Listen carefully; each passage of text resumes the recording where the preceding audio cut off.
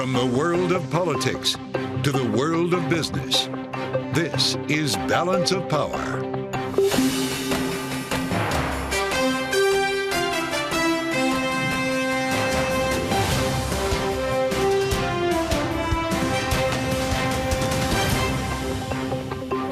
New York studios to our TV and radio audiences worldwide. Welcome to Balance of Power. Alongside Kaylee Lines, I'm Joe Matthew. Kamala Harris is leading Donald Trump in the blue wall battleground states. The new New York Times Siena poll finding her 4 points ahead in Michigan, Wisconsin, and Pennsylvania as she joins Trump in calling for no taxes on tips. This as Donald Trump makes his return to the platform formerly known as Twitter, set for what's being billed as a no-limits interview with Elon Musk tonight on X, 8 p.m. Eastern. We'll have more with our political panel and famed pollster Frank Luntz. Plus, we'll be joined by former Representative Jane Harman, now with the Commission on the National Defense Strategy, as Ukraine confirms it has seized control of Russian territory, and the Middle East remains on watch for both Iranian retaliation against Israel and a potential ceasefire deal with Hamas. So we cast one eye abroad this evening, Joe, but from here in New York, we very much have our eyes here at home as well on the campaign trail, as we have just seen Kamala Harris finishing off her swing through a number of swing states and sounding pretty similar in some policy to Donald Trump, of all people. This is an interesting world that we're in now. After J.D. Vance, of course, Donald Trump's running mate, made the rounds on Sunday morning TV, calling for an expanded child tax credit. Shortly after, to your point, Kamala Harris endorsed this Trump idea of no taxes on tips. That plays well in Vegas. That's where she said this. And Kaylee, interesting as well, with so many questions about what will be her specific proposals when it comes to economic policy. She's promising to tell us more this week. When can we expect you to roll out your policy platform? Next week. And it'll be focused on the economy and what we need to do to bring down costs and also strengthen the economy overall. And we're joined now by Bloomberg's Texas bureau chief, Julie Fine, as well as Bloomberg government's Jack Fitzpatrick for more. So, Julie, we're seeing the vice president being criticized by the Trump campaign and other Republicans for not being as out front in terms of interviews, speaking off the cuff, as Donald Trump has been. Again, he's going to be appearing on X tonight. And she has yet to really define her policy. It seems like it might be crunch time here for her. Well, in one sense, it's crunch time for her because she's starting to take some criticism for not doing that. On the flip side, she has been enjoying this period of time where she is just watching her poll numbers get better. So, yes, at some point she will have to talk to the media. There will be even more scrutiny. She's saying that her policies are coming out this week. There will continue to be pressure on that. But there could be a part of her campaign saying to her, "You're doing really well right now. You continue to grow your base. Let's get through the convention." Well, it's interesting, Julie, because we're in a world now where Donald Trump and Kamala Harris have something in common. Not actually just the no taxes on tips proposal, but the fact that neither of them are proposing a way to pay for it. On the early edition of Balance of Power, I talked about that with Mark Goldwine from the Committee for a Responsible Federal Budget. And his idea of this no tax on tips idea, here's what he said. We think that Harris' plan to exempt tips from taxes and raise the minimum wage would cost between $100 and $200 billion. That's real money. And if there's not a plan to pay for it, it's going straight to the credit card. So Jack Fitzpatrick, another $200 billion worth of deficit spending here. You cover Capitol Hill and appropriations for a living. Another hole in the budget now as we talk about extending the Trump tax cuts. Do either of them have a way to pay for this? Neither side has proposed a specific pay for. This seems to highlight the fact that in the height of campaign season, if you are talking about tax policy, you want to be talking about tax cuts and tax exemptions, not tax increases, not allowing previous tax cuts to expire and not paying for them with spending cuts. That will get really tricky when they actually have to negotiate a tax package, which is one of the major deadlines they face early in the next presidential administration. So it is notable that they're finally getting into some details of tax proposals. But you certainly see a trend that fiscal conservatives, like the people at the Committee for a Responsible Federal Budget, are not in charge of the campaigns. The campaigns want to sell voters on tax cuts and tax exemptions, and that is going to make for some very tricky math when they actually have to negotiate a tax bill probably sometime next year. And of course, it all feeds into policy on the economy. And Julie, it was remarkable as we looked at the polling that has come out in the last 24 hours or so to note the new poll out of the Financial Times done with the Michigan Ross School of Business that finds for the first time ever it is the Democratic candidate, who of course is now Kamala Harris, leading Donald Trump on the issue of trust on the economy just by a single point. But still, that's a 7-point improvement from what the same survey found about Joe Biden back in July. If you're the Trump campaign and you're looking at that, plus the New York Times Siena poll in the blue wall states, what are you thinking? Well, if you're the Trump campaign, you are likely thinking that there are issues that they need to be going stronger on. They have stuck to the economy in many ways in the past, saying that the Biden administration was not good on the economy, and they've talked about the border. I would think you're going to likely see them pivot to the border even further, continue to talk about the economy because they think that is an issue they've had in the past.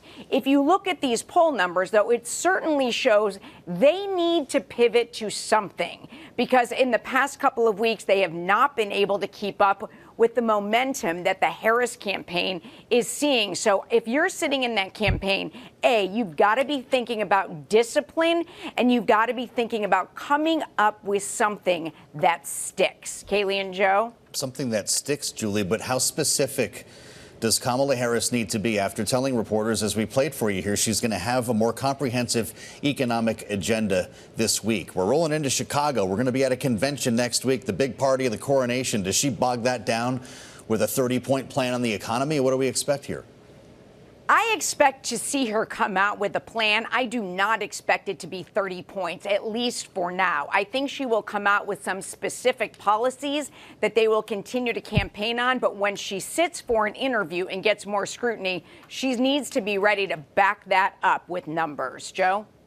Well, Julie, she may not have sat down for an interview, but we did see the former President Joe Biden sitting down for an interview on CBS. It aired in full this weekend, and it was the first time we've seen him sit down like that since he decided to leave the race last month. And it was interesting that he specifically talked about the idea that his candidacy would be a distraction, talking about the impact it would have, Jack Fitzpatrick, on down-ballot races, thinking about the House and the Senate and the balance here. Now that it is Harris on the top of the ticket, and we're seeing polls like we are seeing now, where she seems to be gaining momentum, or at least having substantially more than Joe Biden had. What are Democrats in Congress thinking, or Republicans for that matter, at this time?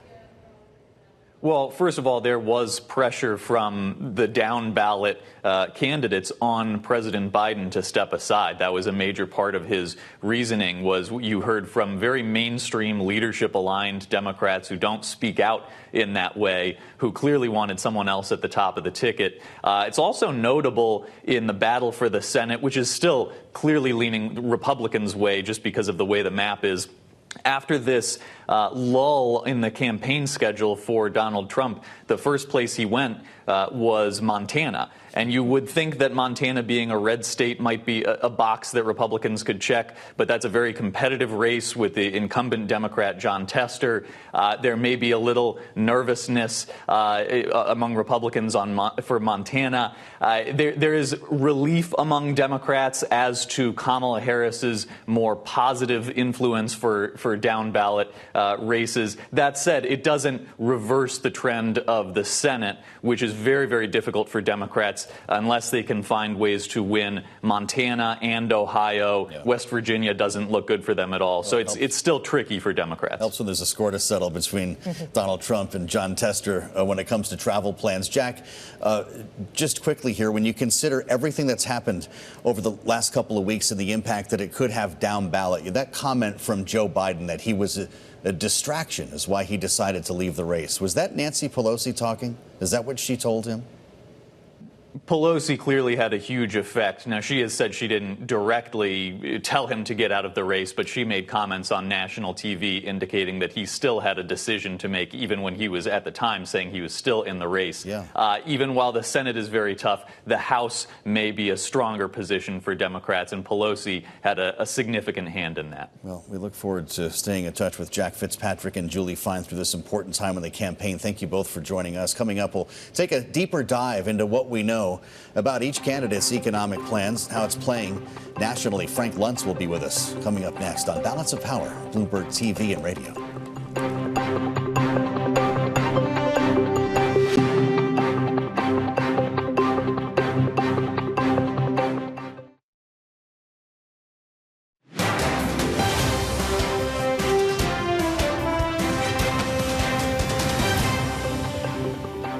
The polls we had showed that it was a neck-and-neck race. Would have been down to the wire.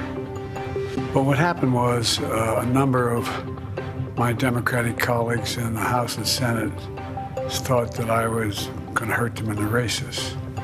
And I was concerned if I stayed in the race, that would be the topic. You'd be interviewing me about why did Nancy Pelosi say, why did someone, and I thought it'd be a real distraction.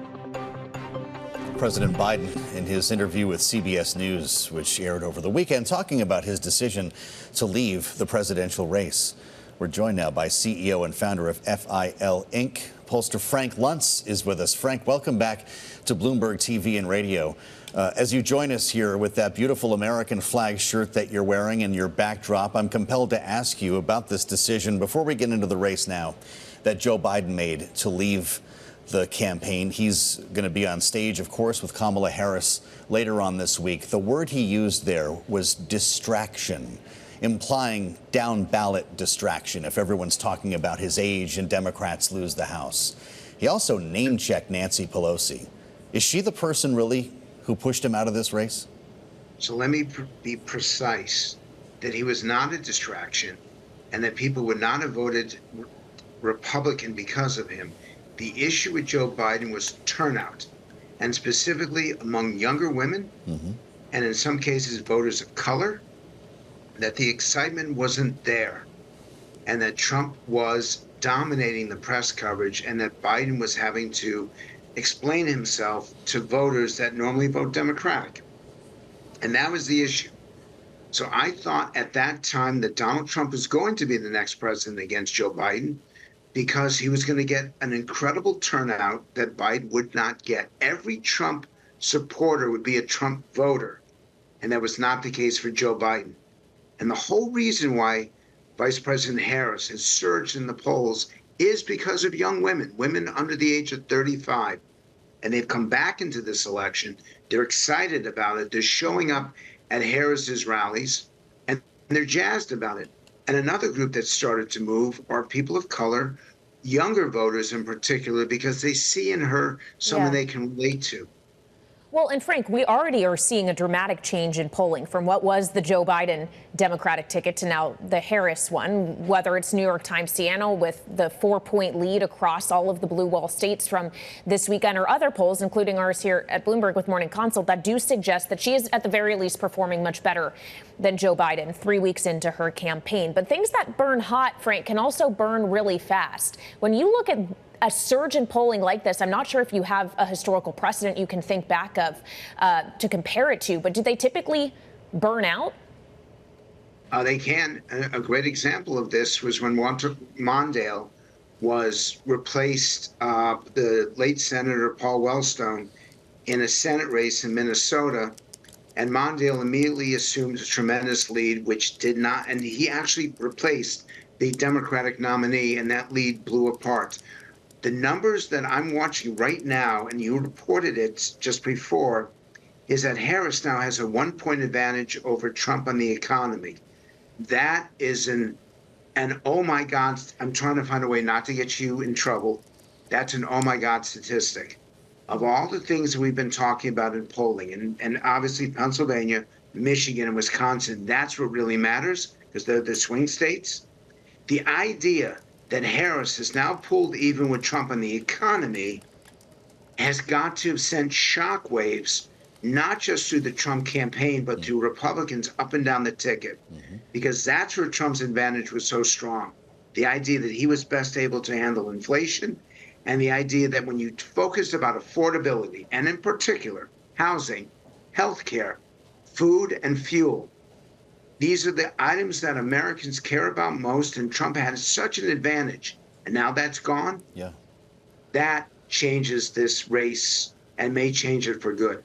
Well, Frank, I want to explore the possible fragility of this lead that Kamala Harris has. To jump off Kayleigh's question here, a couple things are going to happen in the next week. Kamala Harris is going to detail, she says, her economic policy proposals, and then we're going to have a convention in Chicago. While that could be great fanfare, lots of music and excitement, a big coronation, the Washington Post is reporting now that organizers are still planning to bring tens of thousands of pro-Palestinian protesters to Chicago. When you start layering details on policy proposals, the optics of the protesters, what does that do to the honeymoon? I think it's going to be significant because unlike Trump's speech on Thursday night, a brilliant 45-minute speech about bringing the country together that was completely destroyed by the other 45 minutes of Trump doing what Trump always does, which is the attacks that the public has turned against him over. She's much more disciplined. She's much more willing to stick to the teleprompter, much more willing to deliver the message of the campaign. That's point number one. Point number two is that these conventions usually have a significant impact. For Trump's, it only helped him 1%, maybe 1.5%. In the past, these conventions have had a 10, 12, 15-point bounce. She's already had that bounce, and now she gets the reinforcement of the convention. The truth is, the only date that really matters right now is September 10th. So circle your calendars, because on that day, Donald Trump sits on one side of the screen, Kamala Harris sits on the other side, and when they face each other side by side, that will be the day and the only day that Donald Trump can regain this momentum. Well, it does seem that he's trying to get back hold of it, at the very least, the attention, Frank. He's going to be on X with Elon Musk tonight at 8 p.m. Eastern time. You were just talking about him straying off message at the RNC and potentially losing a moment, if not losing momentum along with that. Frank, what does he need to avoid doing tonight? He will be encouraged by Musk to be critical, and that's what he is. We are a different electorate than we were in 2016. Our issues are different. Our priorities are different. We look different as a country. And to try to run the same campaign where he needled and needled and needled Hillary Clinton, and it has credibility. Now, make no mistake, the vice president has switched her positions on a number of issues. She has, when she was debating in 2019, she didn't even make it to the first vote in 2020 because voters did not appreciate her presentation. But this is 4 years from them, and she's not the same candidate either. And that the same techniques and the same tactics that worked in 2020 will not work right now. And I really want to emphasize the economic component of this and immigration, because immigration is not just about the border. It's also about crime, safety, and security. If he doesn't keep the lead on those two issues, inflation and immigration, then he's simply going to be unsuccessful. And because she's bringing out younger women who tend to vote Democrat over Republican by a 20-point gap, this has an impact on the Senate races and the House races. I'm going to say this for the first time. It is now conceivable, not necessarily likely, but conceivable, that Democrats could win the White House, the Senate, and the House based on where things are headed right now. And that means for everyone watching here, a completely different tax policy, completely different regulatory environment, completely different on every possible issue that your viewers care about. If the Democrats should win it all, and it is conceivable based on the voter pool, we're going to have a very different country 4 years from now. Frank's predicting a sweep. Yeah, that would be incredible, and certainly not something a lot of people are predicting right now. Frank Luntz of FIL Inc., thank you so much for joining us. Hope to have you back soon, and we'll have much more ahead on Balance of Power on Bloomberg TV and radio.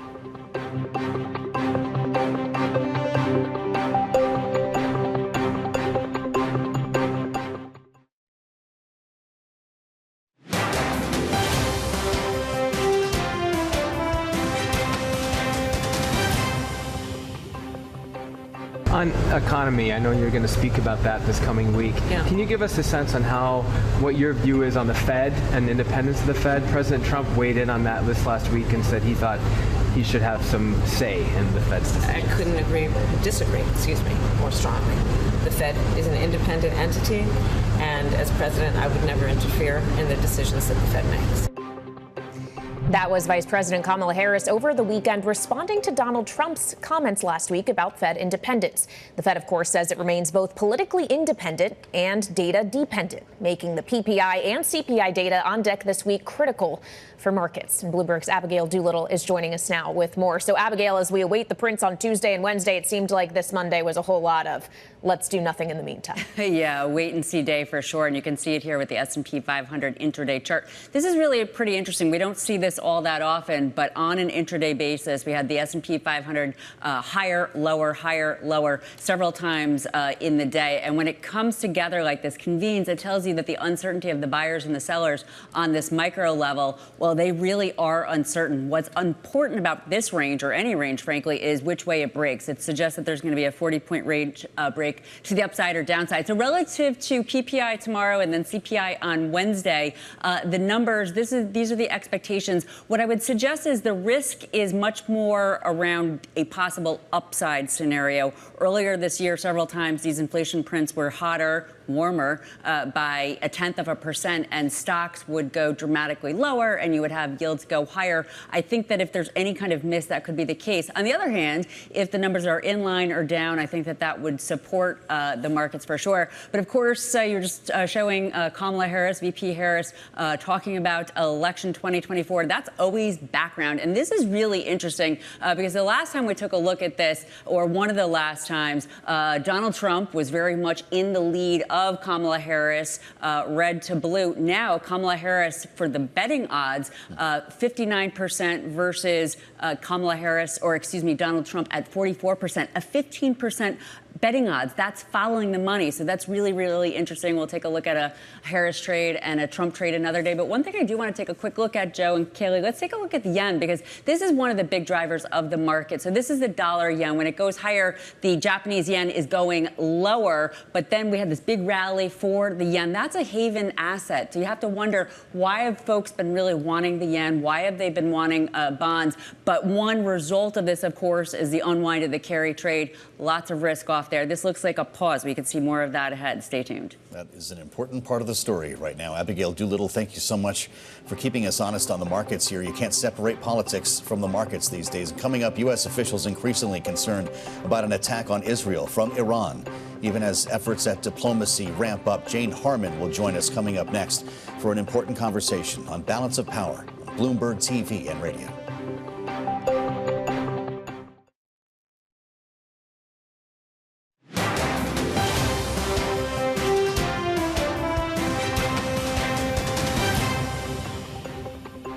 You see a new Iranian government taking shape, which could be delaying sort of a response towards Israel. And you also have these ceasefire negotiations, which are supposed to be jump-started this Thursday. Iran is in a very difficult situation. They know that any kind of retaliation would likely attract a much larger Israeli retaliation. And at the same time, they also know that it could blow up the ceasefire negotiations. Natasha Hall of the Center for Strategic and International Studies speaking with us earlier today here on Bloomberg TV and radio as we await news about both the potential ceasefire between Israel and Hamas and a potential retaliation from Iran against Israel. Joining us now for more here on Balance of Power is Jane Harman, chair of the Commission on the National Defense Strategy. Jane, welcome back to the program. Is it possible to get both here, both a ceasefire agreement and Iran striking Israel back, or is this a one or the other situation? Hard to assess. I would say it's possible to have both. Very important to get the deal, the ceasefire deal, which hopefully will happen later this week.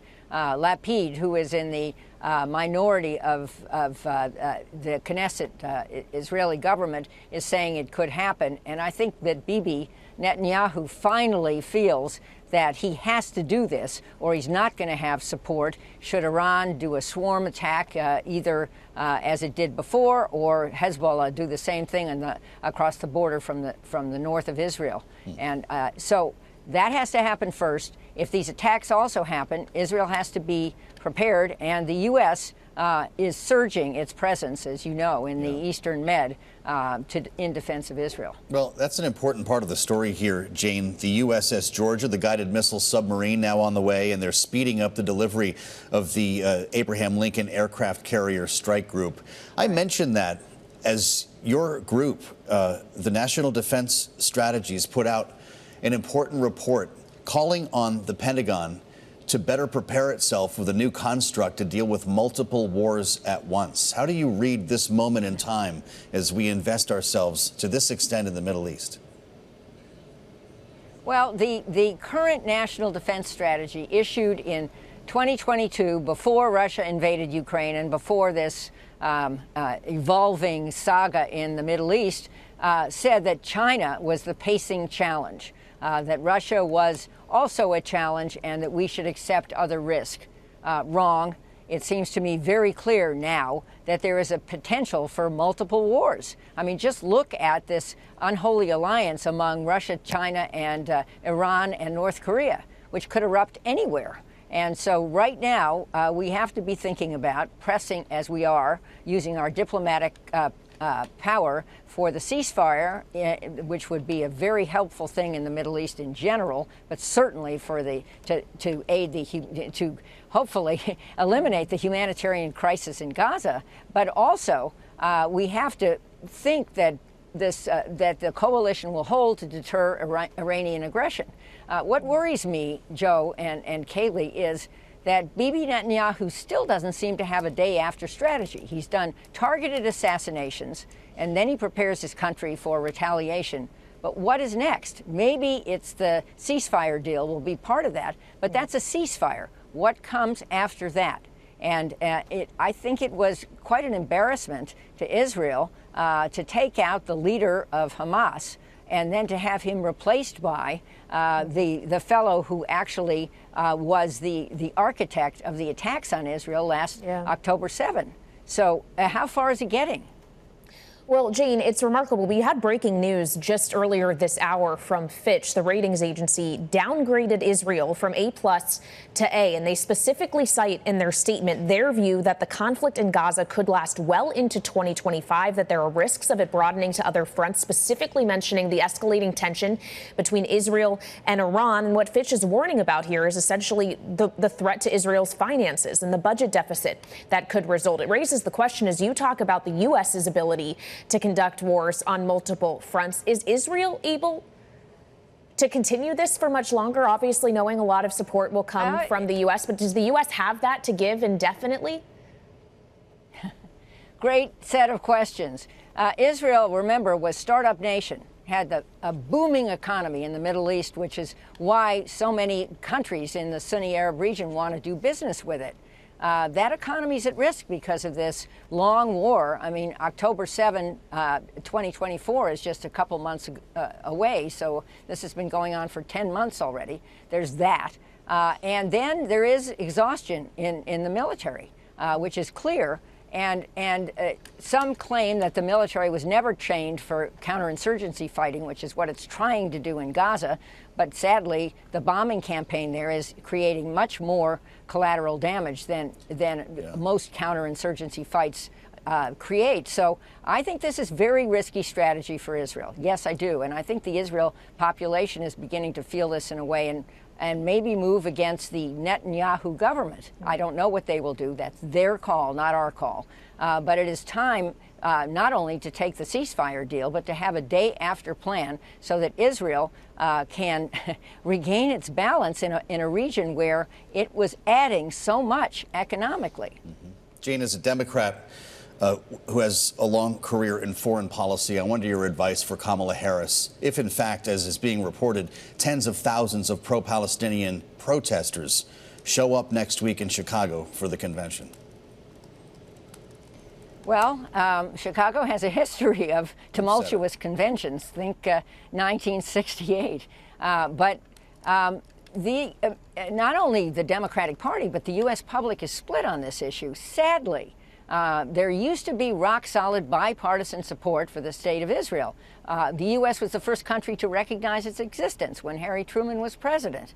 But now, because of this long form of war in Gaza, a lot of our public has turned against it. So the Democratic Party split. It's going to be tough navigating it, but Kamala Harris is viewed, so I hear, and I think this is true, as much more sensitive on this issue than is Donald Trump, and I think that will help her. But it is very important to get the ceasefire deal, which the U.S. has tirelessly worked for. Kudos to Tony Blinken and others in the State Department and the National Security Council, and to President Biden. It's crucial for that, but then it's also crucial to keep the pressure on to develop a strategy so that this war that is achieving only radicalizing the public in Gaza and hurting the Israeli economy can stop. Well, Jane, I'd like to ask you about another ongoing war as well. Ukraine confirmed today that it has now seized control of about 1,000 kilometers in Russian territory in the Kursk region. There's been more than 100,000 Russians who have fled as a result. Is this bringing Ukraine closer to ending its war with Russia, or is it perhaps just risking intensifying the fight that Russian President Vladimir Putin wants to have with Ukraine? Well, I have long urged Ukraine to be able to respond against Russian targets that are attacking them. I hope that's what they're doing, not civilian populations. I think that's what they're doing. I know there's support for what they're doing in the U.S. Senate on a bipartisan basis. Senators Blumenthal and Graham have said they support this. I wish it had started much earlier. I think that would have prevented a lot of the killing that's going on, sadly, on both sides. But it's important, if this war will end, for Russia to feel that it has to negotiate, not for Russia to feel that it can continue to degrade Ukraine. And the way it will feel that is if it finally feels harm inside Russia against those military installations. And oh, by the way, if they are destroyed or at least degraded, then they won't be able to attack inside Ukraine, which has been going on. And finally, Ukraine also has some air cover, which it hadn't had earlier in this war. I mean, Ukraine is on the right side. Ukraine needs to push Russia back. There probably needs to be a deal at the end of this, but Russia has to feel that it will be unsafe to aggress into Ukraine. And I think the NATO strategy has to work too. Ukraine now has an offshore NATO facility in Germany, but there needs to be a solid program to admit Ukraine into NATO once the fighting has stopped. Jane, it's great to have you back with us from Washington. Jane Harman, thank you for the insights. Coming up, our signature panel back together with us as we turn our attention back to the campaign trail and what will be this week the return of President Biden. This is Balance of Power, Bloomberg TV and radio.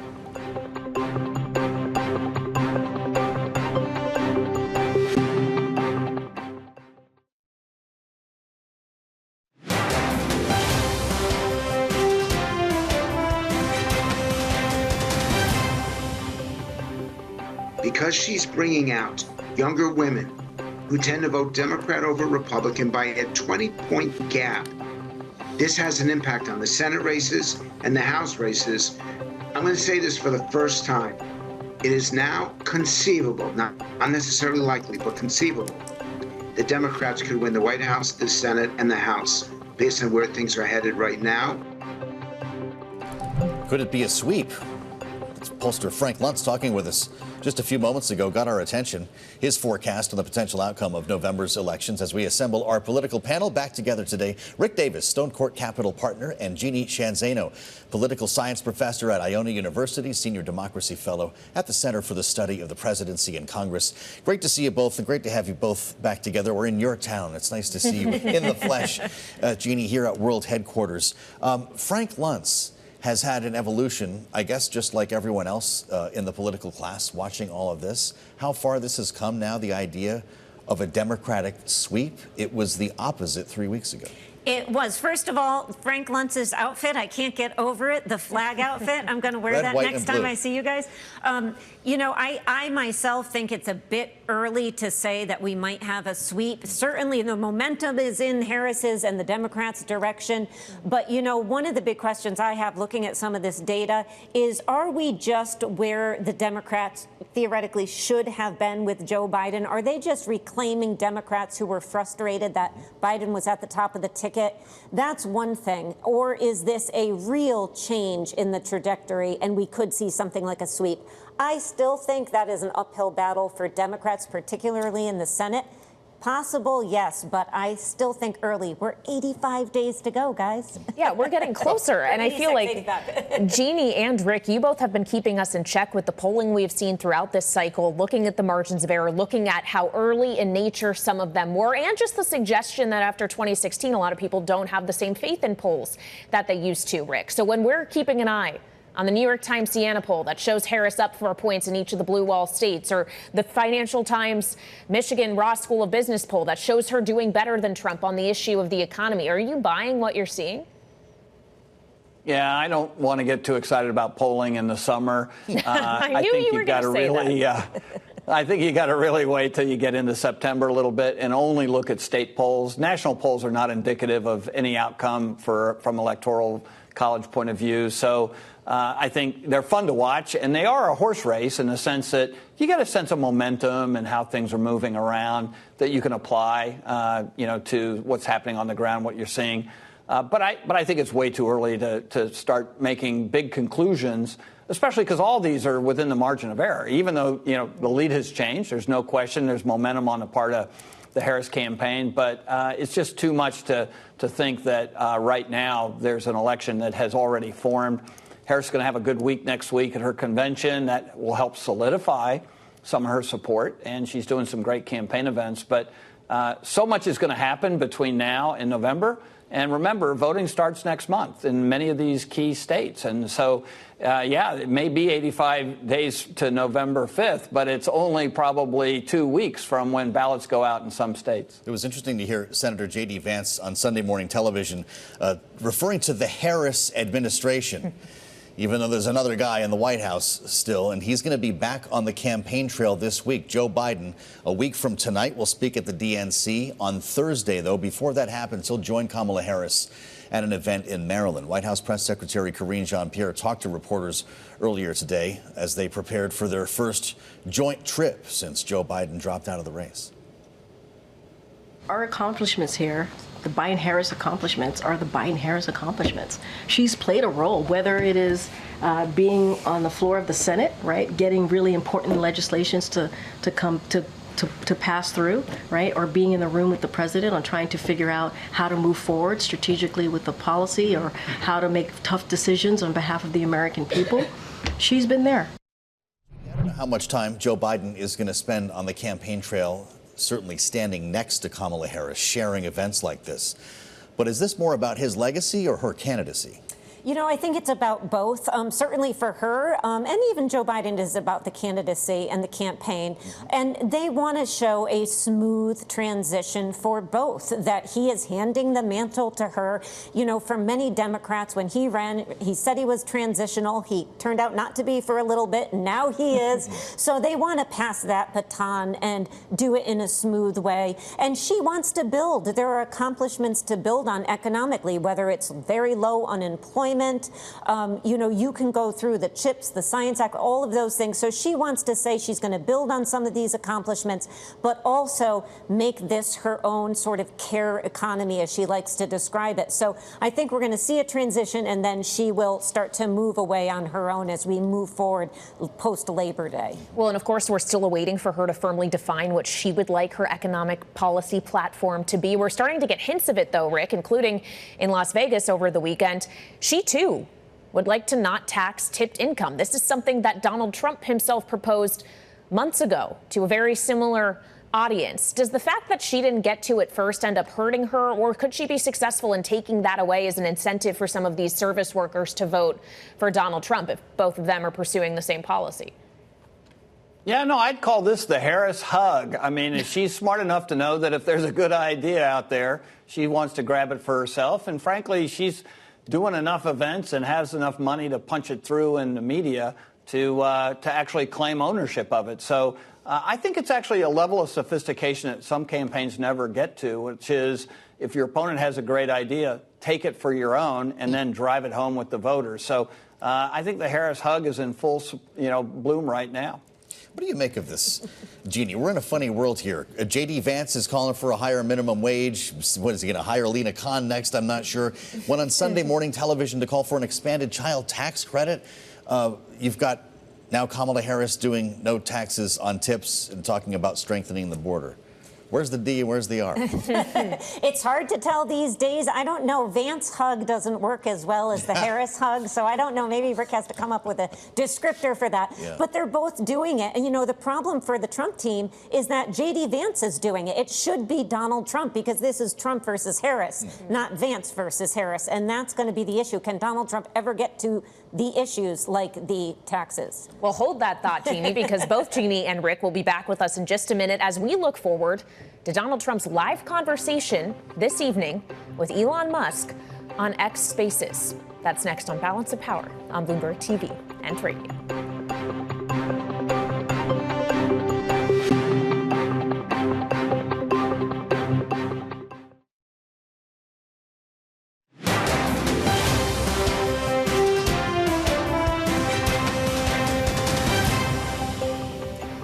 This is Balance of Power on Bloomberg TV and radio. Billionaire Elon Musk and former President Donald Trump are sitting down for an interview tonight. It's just over 2 hours from now, 8 p.m. Eastern, in their first public interaction since Musk endorsed Trump last month. Back with us now to look ahead is our political panel, Rick Davis and Jeannie Shanzano. So, Rick Davis, Elon Musk has described this as an unscripted and, to quote him, no limits conversation. If Donald Trump was your candidate, would you be letting him do this tonight? Well, considering what Donald Trump has been doing to himself lately, I think it really raises a lot of questions as to whether they need another unscripted, no-holds-bar opportunity for him to talk to millions of people. I'd be worried sick about it because no telling what Elon Musk is going to say, and then that just generates even more excitement about any kind of response that Donald Trump will give him. Look, I mean, in concept, it's a terrific thing. You've got this incredibly important guy, Elon Musk, who's got lots of followers, who's going to have a conversation with the presidential candidate. And by the way, you can give him, tens of millions of dollars up for his campaign.